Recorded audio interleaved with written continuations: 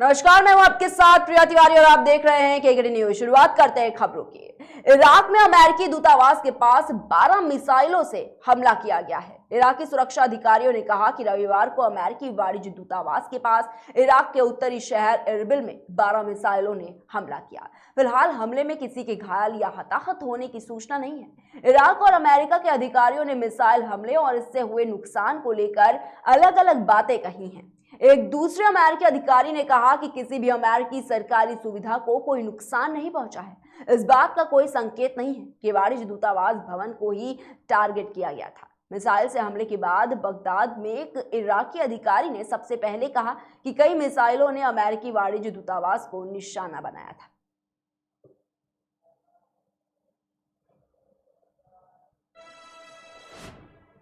NCP नेता सूरज चव्हाण की शिकायत पर मुंबई के आजाद मैदान पुलिस स्टेशन में केंद्रीय मंत्री नारायण राणे के बेटे बीजेपी विधायक नितेश राणे और नीलेश राणे के खिलाफ मामला दर्ज किया गया है, जिसमें आरोप लगाया गया है कि नीलेश राणे ने एनसीपी प्रमुख शरद पवार को दाऊद इब्राहिम से जोड़ा था। मिली जानकारी के मुताबिक ये मामला मरीन ड्राइव पुलिस स्टेशन में स्टेटमेंट रिकॉर्ड हुआ है, जबकि FIR Azad Maidan police station में दर्ज की गई है। आपको बता दें कि कुछ दिनों पहले ही राष्ट्रवादी कांग्रेस पार्टी प्रमुख शरद पवार ने महाराष्ट्र के मंत्री और एनसीपी नेता नवाब मलिक की गिरफ्तारी को राजनीति से प्रेरित बताया है। उन्होंने बुधवार को पुणे में यह भी कहा कि मुसलमान होने के कारण नवाब मलिक का नाम अंडरवर्ल्ड डॉन दाऊद इब्राहिम से जोड़ा जा रहा है। वहीं पवार ने नवाब मलिक के मामले को लेकर भारतीय जनता पार्टी पर जमकर निशाना साधा है।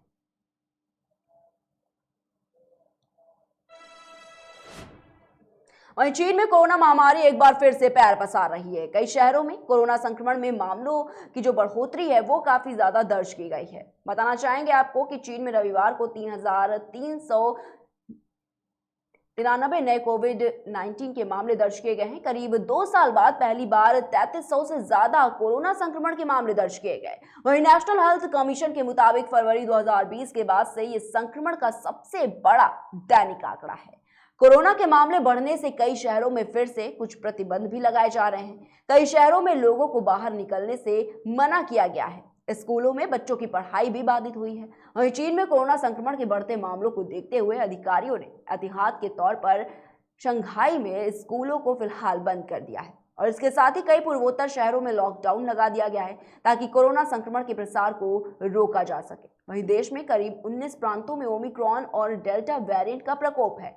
एक अधिकारी ने रविवार को जानकारी दी है कि जिलन शहर को आंशिक रूप से बंद कर दिया गया है और स्थानीय अधिकारियों ने यह कहा कि रूस और उत्तर कोरिया की सीमा से लगे हुनचुन शहर को 1 मार्च के लिए बंद कर दिया गया था। और सिन्हुआ ने शनिवार को यह बताया कि कोविड-19 रोगियों के इलाज के लिए शहर में 3 अस्थायी अस्पताल भी बनाए गए हैं।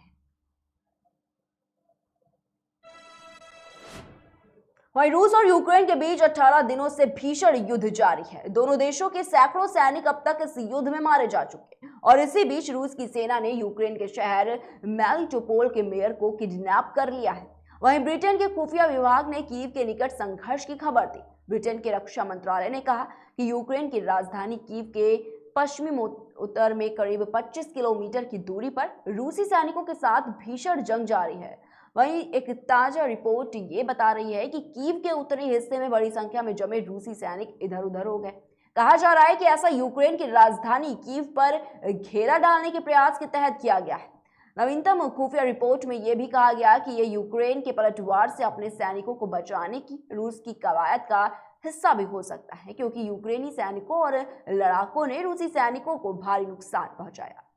वहीं रिपोर्ट में कहा गया कि कीव के अलावा खार्किव, चर्निहिव, सुमी और मारियुपोल शहर घिरे हुए हैं और रूस के भारी गोलाबारी का सामना लगातार कर रहे हैं।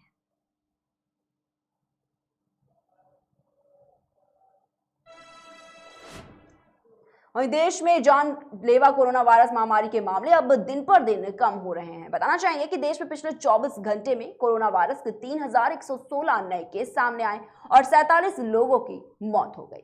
वहीं इस महामारी को मात देते हुए कल 5,559 लोगों को अस्पताल से डिस्चार्ज कर दिया गया।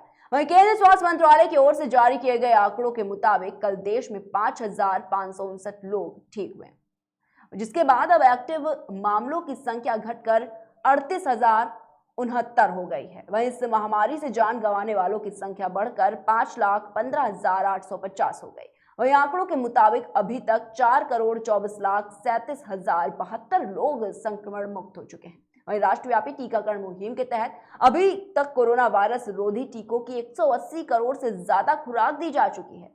वहीं कल 20,31,275 डोज दी गई हैं, जिसके बाद अब तक वैक्सीन की 180 करोड़ 13,23,547 डोज दी जा चुकी है।